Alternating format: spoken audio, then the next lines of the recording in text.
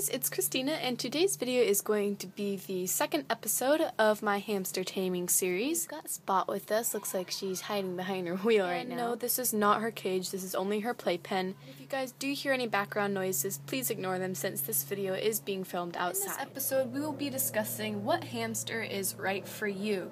Now, this won't be going into detail about hamster's lifestyle, but more so each species of hamster's personality and how that would best fit you. There are 5 different species of hamsters to choose from, and all have very different personalities. You will have to learn which one is the right one for you before you even start taming your hamster, because depending on which one you get will depend on how fast or if your hamster will become tamed at all. Species of hamsters are the Syrian hamster, Campbell's Russian dwarf hamster, the winter white, the Chinese, and the Robo hamster. There is a hamster called the pudding hamster, but that is a hybrid between a winter white and a Campbell's Russian dwarf. Those two hamsters would never meet in the wild, so it is kind of like a man-made hamster since humans put them together and it's not naturally found in the wild. Please do not breed these hamsters because we still want the other lines of Campbell's Russian dwarves and the winter whites to still be here. So I do have to say this, that if you have a hamster species that can be kept in groups of 2 or more, please do not breed your hamsters. Leave it to the professionals. Your hamster could get injured and the babies could come out deformed. If you get a hamster from a pet shop and try to breed it, odds are you are going to have babies that are deformed or have some sort of disease.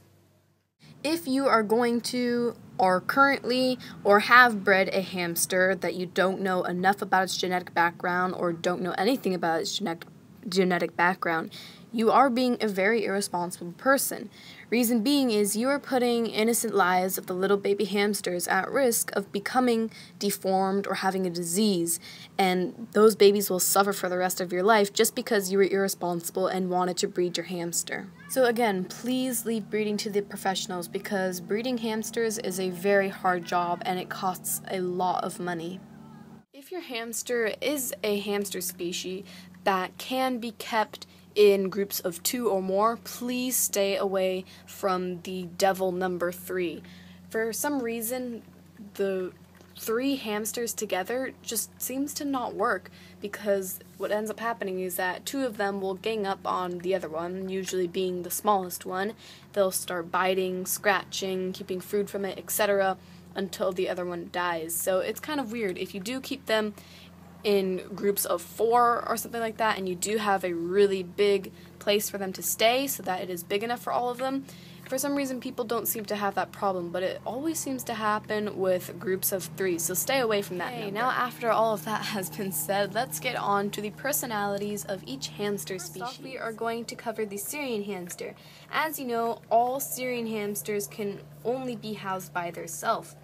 These hamsters are solitary animals, which means that they cannot be in pairs or more after they have matured. Do keep them in pairs or more after they have matured, they will fight to the death. Syrian hamsters are what we call the starter hamster. Just as they are nicknamed, they are what first-time hamster owners should get. They are bigger, making them easier to handle, and are slower. They are also known for taming very, very quickly.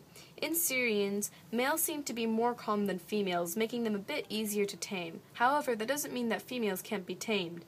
One example here is Spot, since she is a female, and you can see that she is very tame with me and such a big love bug. Females tend to be a little bit more hyper and moody. Though Spot is a really big love bug, I can tell that she is more hyper and sometimes a little bit moody with me. She's never bit, but hamsters can still be a little bit moody. Of course, if tamed correctly, they can be just as big love bugs as males can be.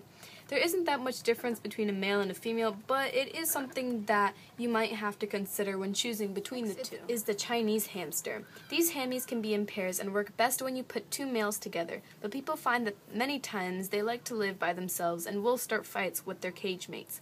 They have been known to sometimes be a little bit nippy, but with patience and time they can become an awesome pet.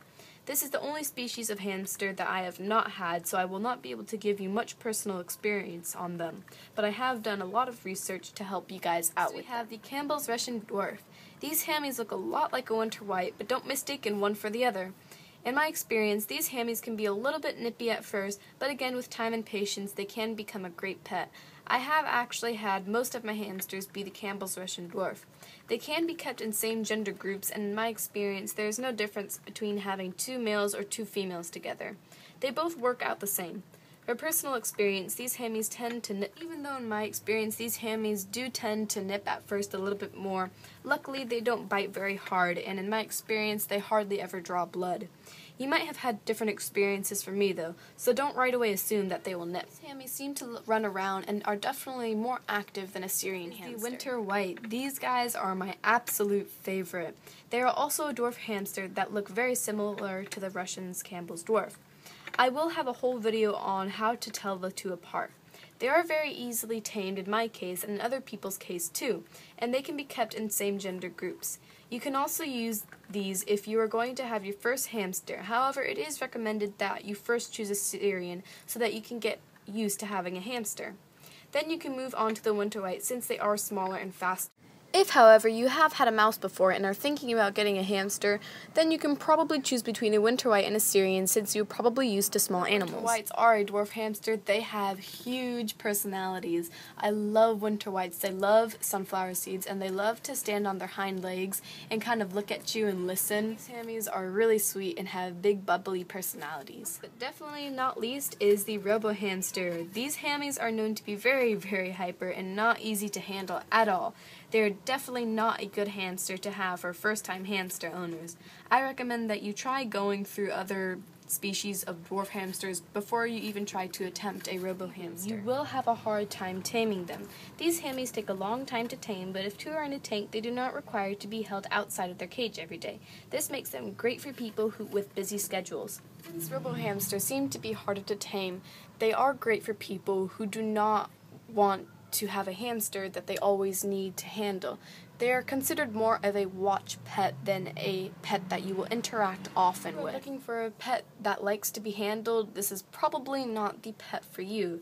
However, through a great amount of patience and picking the right hamster, you can come home with a Robo that will soon love to be held. Hammies can live in pairs, but it is not required to keep them in pairs, but I find that they tend to have a lot more fun, be more active, and happier when living in pairs, so I recommend getting a pair. All of my Robos have been tamed because reading animal body language, like I said, is a second nature to me. It just comes naturally, so taming them is fairly easy for me. Through these series, if you follow all of my rules and steps, you will be able to become a hamster taming expert. If you can easily tame a Robo successfully, then you can probably tame other hamsters too. I think that there is a lot that we can all improve on in our taming skills. I'll say that once you tame a Robo, you have like this great feeling of accomplishment, and it's really nice to know that such a nervous, skittish animal now is comfortable with you and trusts you enough to put basically, their life in your hands. The Robo hamster is tamed. They are so much fun because they are so hyper, running around everywhere, but they also love to be handled. Just breaking through that barrier of nervousness and skittishness. I have not noticed the difference between a male Robo and a female Robo on personality. They pretty much act the same. So now with this in mind, you guys can go out and choose a hamster that best fits your personality. So thank you guys for watching. I hope you enjoyed the video, and we'll see you in the next video. Bye guys!